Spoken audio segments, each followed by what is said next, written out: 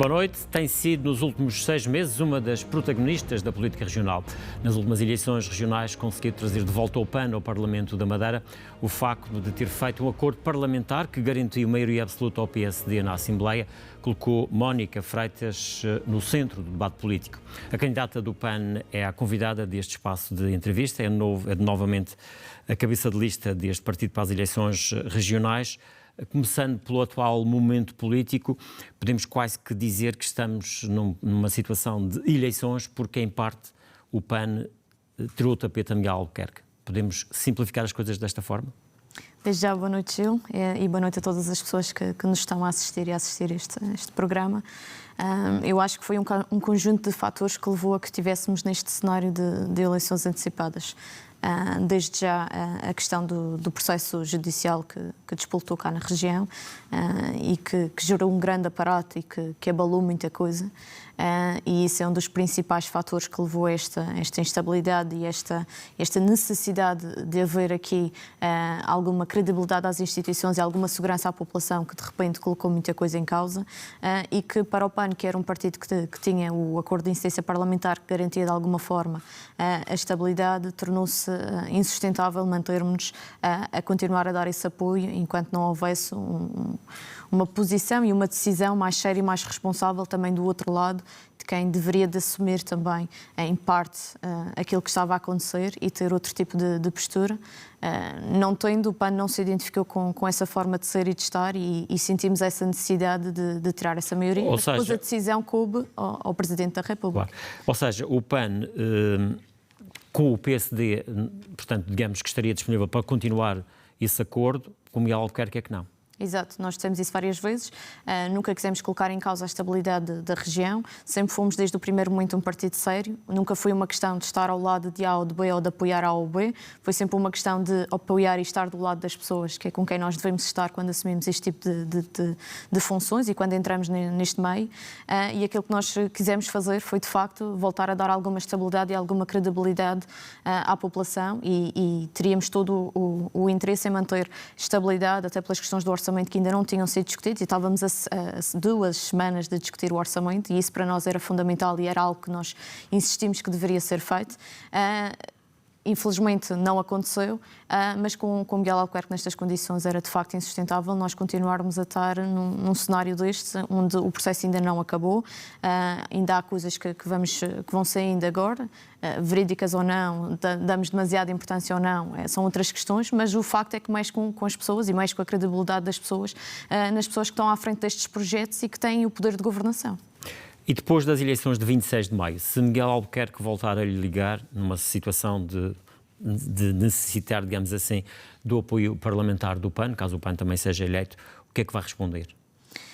Muito sinceramente, eu acho que do ponto de vista da forma como nós sempre fomos muito abertos e muito transparentes em todo este processo, há uma clara consciência, uma clara noção de que se nós não apoiamos agora, também não vamos apoiar depois, sendo a mesma pessoa à frente. Até porque se fosse para apoiar, mais valia apoiarmos agora e termos conseguido realmente manter alguma estabilidade e termos uma discussão de um orçamento e continuarmos a tentar gerir a situação até que o processo fosse concluído e houvessem então outras conclusões que nos pudessem realmente fazer perceber melhor toda esta situação e todo este aparato que se deu.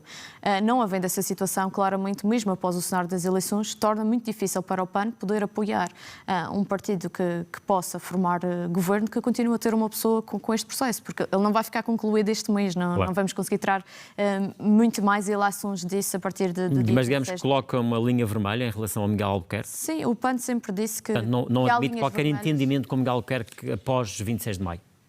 Eu acho que os cenários das eleições são sempre muito complicados e nós ficamos numa posição complicada em setembro de 2023 e não foi uma decisão de ânimo leve, portanto nenhuma decisão pós-eleitoral é tomada de ânimo leve.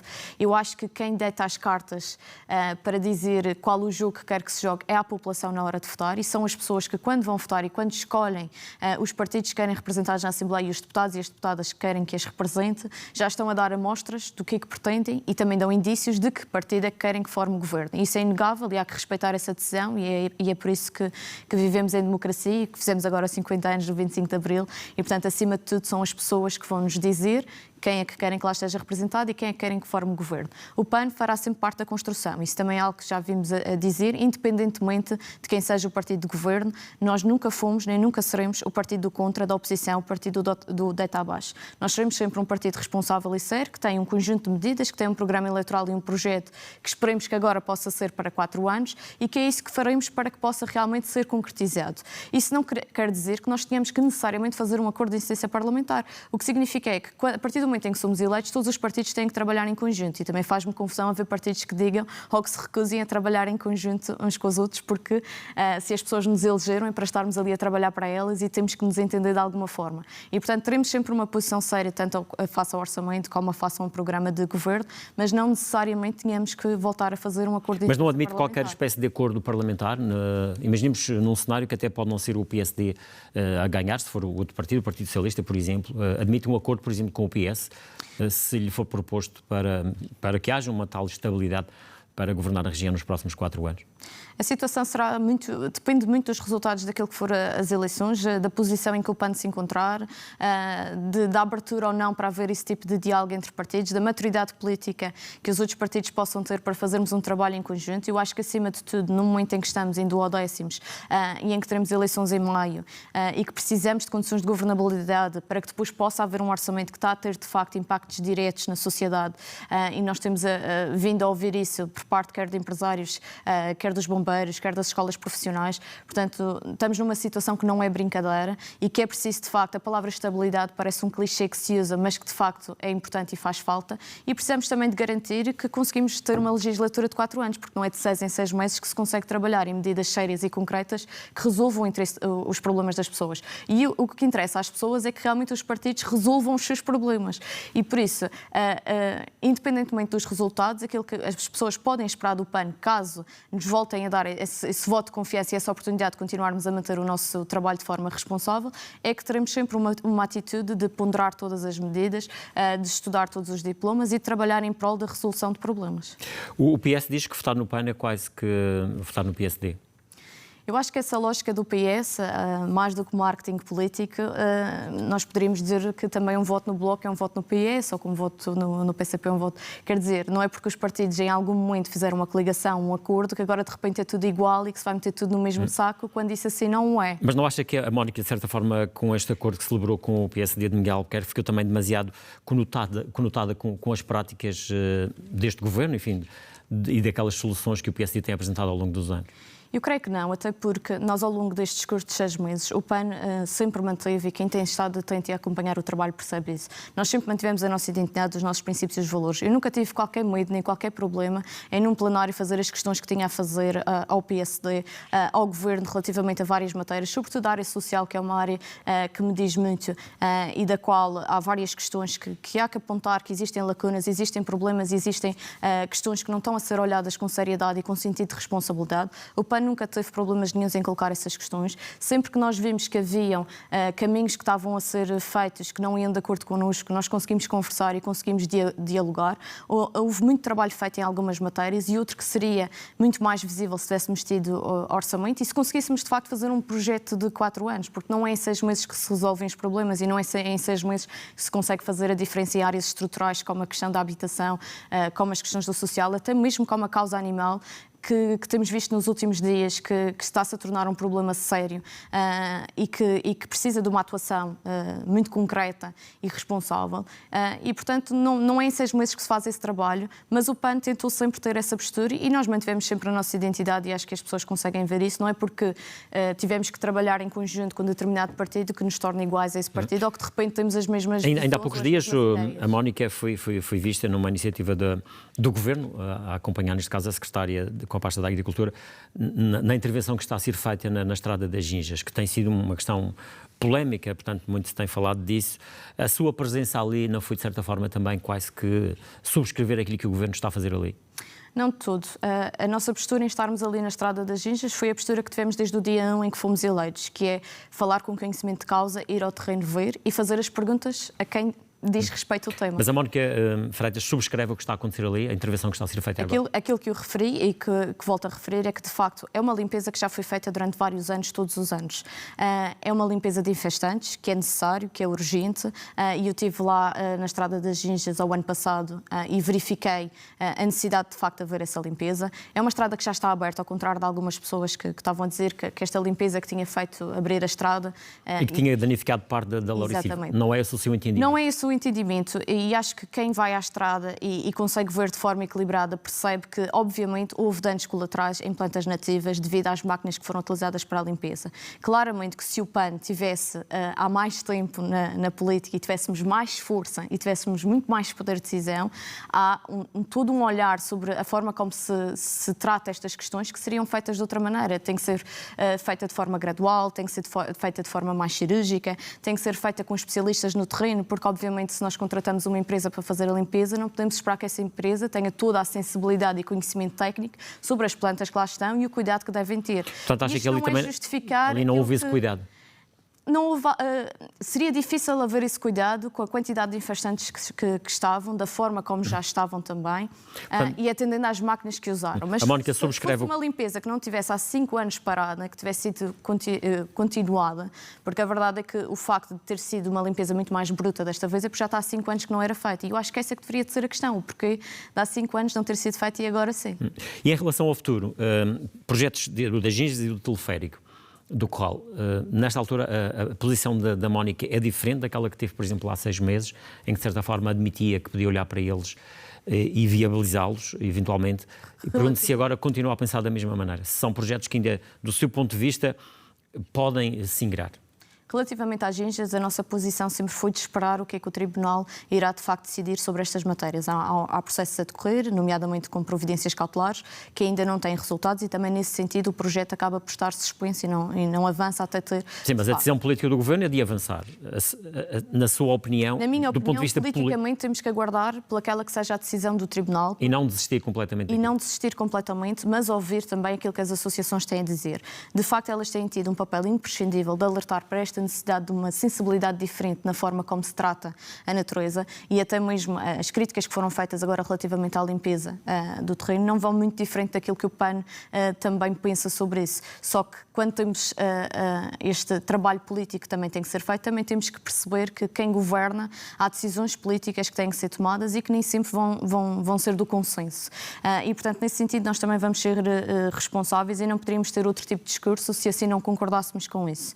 Aquilo que eu acho é que a Estrada das Ginjas deve aguardar, de facto, pelo processo em tribunal e após a conclusão é que se vai perceber a quem é que é dada a razão e de que forma é que pode ser trabalhada. Mas se for dada a razão ao Governo, do seu ponto de vista, a obra deve ser executada? Se for dada a razão ao Governo, eu acho que o projeto também já sofreu várias alterações ao longo do tempo. Acho que era importante haver sempre uma transparência e uma clareza e não ter medo de chamar as associações e trabalhar em conjunto com elas e até perceber que medidas ou que propostas possam ter para mitigar o impacto ou até mas supostamente isso foi feito quando foram feitos os estudos de impacto ambiental. Sim, aliás, o projeto já teve e já sofreu várias alterações e isso também tem impacto na forma como nós olhamos para as Em relação ao teleférico, continua também a achar que pode ser um projeto que de facto seja uma mais-valia para o Corral das Freiras e que o impacto que se fala não seja assim tanto? Eu acho que o teleférico é uma questão mais complexa e muito diferente das Ginjas. Primeiro, por ser um investimento privado, ao contrário das Ginjas, e depois porque já está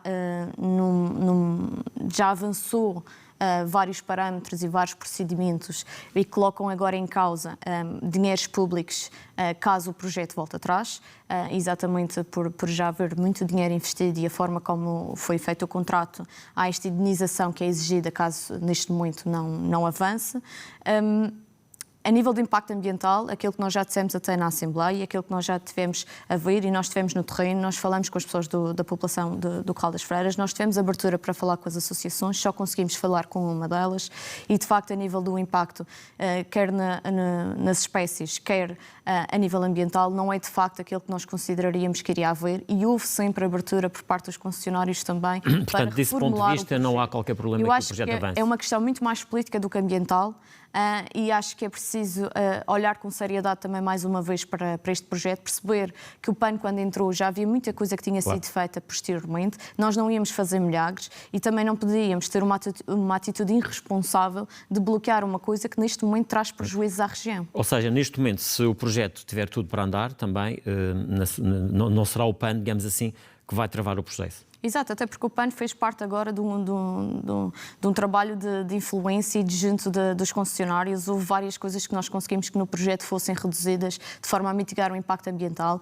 e uma quantidade de responsabilidades também ambientais e sociais que foram assumidas pelos próprios em fazer. E depois tivemos a ouvir a população que de facto considera que... E as outras questões, as questões ligadas ao contrato, a concessão, os valores pagos, tudo isso a Mónica subscreve, digamos assim, ou eventualmente poderia haver aqui outras soluções? Eu acho que às vezes o que falta é de facto a transparência, não tanto documental ou de não estar acessível na internet, mas a clareza em falar e explicar às pessoas o que é que estamos a fazer, o que é que pretendemos. E o de ouvir este trabalho da escutação só ter sido feito agora, acho que foi um erro, devia ter sido feito muito mais cedo. É verdade que houve os parceiros e há 405 parceiros que não podem ser deitados fora ou desvalorizados de tudo, mas há também que ouvir a população local e quem está lá e quem vive lá e quem passa lá os seus dias, tem lá os seus negócios, tem lá as suas famílias e ver que de facto é necessário arranjar formas atrativas de trazer mais pessoas durante o dia para aquela localidade e também para os negócios locais terem outro tipo de visibilidade e de rendimento. E eu acho que esse trabalho devia ter sido feito mais cedo e acho que devia ter havido essa transparência de explicar exatamente o que é que se pretende, de apresentar o projeto às pessoas, porque depois divulgou-se muitas imagens que não correspondem à realidade, fez-se parecer que iriam ser autocarros, fez-se parecer... Houve muita desinformação. Houve muita desinformação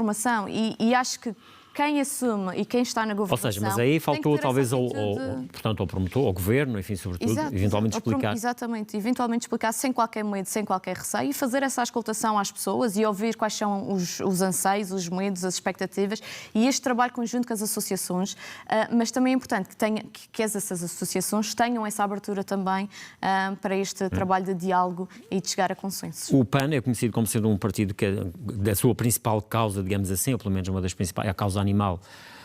Para estas eleições, quais são as bandeiras que a Mónica vai transportar, digamos assim?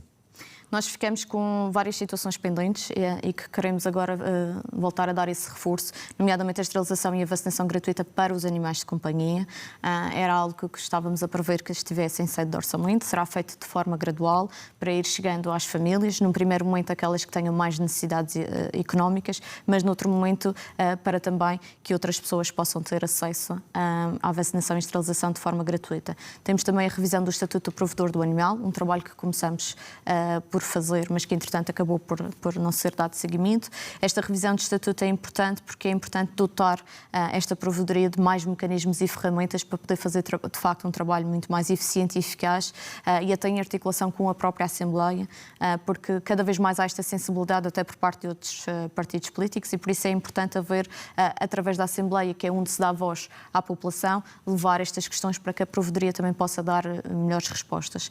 E temos a questão também do regulamento e regulamentar a utilização de animais para determinados fins e, infelizmente, aqui na região, sobretudo ao longo destes últimos meses, temos visto muitos casos e, sobretudo, nestas últimas semanas teve mais enfoque de pessoas em situação de toxicodependência que depois também levam os animais a ter esse tipo de consumos e até mesmo a venda desses animais para terem dinheiro para consumos e que, infelizmente, não existe nada na lei que permita haver uma atuação imediata a esse tipo de situações. Portanto, é preciso criar legislação também para essas situações.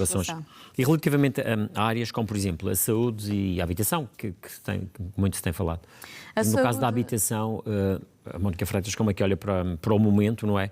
E sobretudo para aquilo que está em cima da mesa. O Governo, nesta altura, que tem várias centenas de casas em construção, algumas delas já prontas este ano, mas a questão é que parece que não será suficiente e, portanto, há uma dificuldade muito grande no acesso à habitação aqui na Madeira. Sem dúvida, é uma das questões que mais nos preocupa e que, sem dúvida, temos que levar para esta legislatura e fazer um trabalho de articulação. Nós não podemos trabalhar sozinhos na questão da habitação. Eu acho que isso é uma das grandes falhas. Mas quando diz de articulação é com o governo, com os privados? Governo, privado, empregados, com segurança social, com todas as instituições que estão no foco desta questão e todos os dias, diariamente, a lidar com pessoas que estão a sofrer ações de despejo e que são cada vez mais esses casos e que depois nem a Segurança Social nem o Instituto de Habitação conseguem dar resposta porque de facto já não existe. Mas como é que se resolve isso? Construindo mais casas, apoio às rendas, estabelecendo tetos máximos, por exemplo, para o arrendamento? Eu acho que é fundamental os pensos rápidos, mas que são isso, são pensos rápidos, mas que têm que haver neste momento, nomeadamente os apoios às rendas, e isso também foi uma das propostas que o PAN tinha no seu acordo de incidência parlamentar, e coincidentemente entre essas e mais duas foram medidas que o PS agora pegou, e portanto também acho curioso. Mas acha que no fundo está-se a queixar de plágio por parte do Partido Socialista? Não, acho só engraçado quando querem usar questões do género com voto no PAN ou um voto no PSD, mas depois vêm pegar um bocadinho também naquelas que foram as medidas do PAN e que estavam assentes no acordo de incidência parlamentar que tanta polémica gerou para o Partido Socialista. Mas focando realmente na questão da habitação, acho que é importante alargar a oferta pública da habitação, não só com rendas mais acessíveis, não só aumentando também a habitação pública, porque de facto há famílias e pessoas que estão em situações de grande vulnerabilidade social e que não vão conseguir nem com os apoios às rendas, nem com rendas acessíveis, nem com casas a preços controlados conseguir fazer face a É preciso mesmo a habitação social. É preciso mesmo a habitação social e é preciso mesmo haver um levantamento do património imobiliário, haver essa gestão por parte do Governo Regional, incluindo também com empresas privadas e haver sempre esta possibilidade de haver partes a preços mais acessíveis. E uma coisa muito básica, e nós estivemos em conversa com algumas pessoas do ramo, uma coisa muito básica que poderia ajudar, porque de facto um dos problemas da habitação também é a especulação imobiliária que se tem assistido. E é importante criar um portal fácil, de simples acesso, em que, através de dados que não são difíceis de obter hoje em dia, que não são de todo privados, em que se possa expor quanto é que vale uma casa por metro quadrado em determinadas zonas. E isso faz com que as pessoas tenham uma noção de quais os valores que estão, exatamente, onde é que podem procurar e até perceber se aqueles preços que lhes estão a mostrar, se de alguma forma estão ou não a ser especulados e poderem ter outros mecanismos também para se defender nessas situações. Nossa entrevista está a caminhar para o fim, mas gostava também de ouvir a sua opinião e as suas propostas para um setor que é o setor da saúde. O setor da saúde também é extremamente importante, mas além de falar das listas de espera, há tantas outras questões para falar. Nós temos recebido também recentemente, e é uma questão que nos tem sensibilizado, sobretudo no que diz respeito às mulheres. E nós já pegamos nesta questão na anterior campanha regional e vamos continuar a batalhar nisto, porque a saúde ainda é muito masculinizada. E é importante não só a humanização dos partos e o combate à violência obstétrica, que não vale a pena fingirmos que não existe, e isso é uma das críticas que nós deixamos, assim como também temos os casos de adenomitriose, em que as mulheres têm esta doença crónica, em que não temos especialistas na região, que têm que se deslocar ao continente, recorrendo ainda por cima a privados, com todos os custos que isso acarretam, e é preciso haver mais apoios no âmbito da saúde, é preciso dotar mais profissionais também da área social para poderem dar resposta e acompanhamento a este tipo de situações, assim como também é preciso garantir que as pessoas têm acesso aos medicamentos que precisam. E nesta questão da saúde também não posso deixar de deixar esta nota também relativamente ao Porto Santo, onde muitas vezes também faltam especialistas e que é uma questão que curiosamente choca com as questões da habitação, porque faltam profissionais no Porto Santo, porque não é uma zona apelativa, devidamente aos altos custos que é preciso para a habitação e, portanto, não torna atrativo um profissional querer ir para o Porto Santo trabalhar. O Governo tem dito, e agora até vimos aí alguns cartazes que dão conta das contratações que foram feitas na área da saúde, profissionais, tanto médicos como enfermeiros, e portanto são... Mas não é o suficiente porque há áreas que continuam com essa falta de especialistas e as pessoas estão a ser acompanhadas. Por exemplo, nestes casos que são doenças que dizem ao sexo feminino e que são muito específicas e que é preciso especialistas porque é preciso um tratamento específico para estas situações, estão a ser acompanhadas muitas vezes por especialistas que não são desta área ou até por médicos de família e que depois acabam por não ter o correto diagnóstico nem o correto tratamento e que leva depois a consequências muito mais graves. Como é que a Mónica Freitas vê esta reabertura das urgências a norte, passando para 24 horas, no Português e em Santana? Eu acho que é importante haver essas respostas em zonas mais afastadas do dito Funchal. Eu acho que os serviços não têm que estar todos concentrados no Funchal. Mas não acha que é uma medida eleitoralista, claramente eleitoralista nesta altura? Será muito... é muito subjacente nós estarmos a ver o que é que serão medidas eleitoralistas e o que é que serão medidas que realmente vão fazer a diferença, né? Nestes momentos de campanha promete-se tudo e muita coisa e, portanto, vai ser sempre muito subjetivo. Não censura o governo por isso? Questões. Todos os partidos hão de fazer as suas estratégias e há muitos partidos que prometem muita coisa. Eu acho que o que é importante, de facto, é perceber se isso trará benefícios à população, se isso se justifica e se temos realmente profissionais suficientes e capacitados para darem resposta nessas zonas a 24 horas.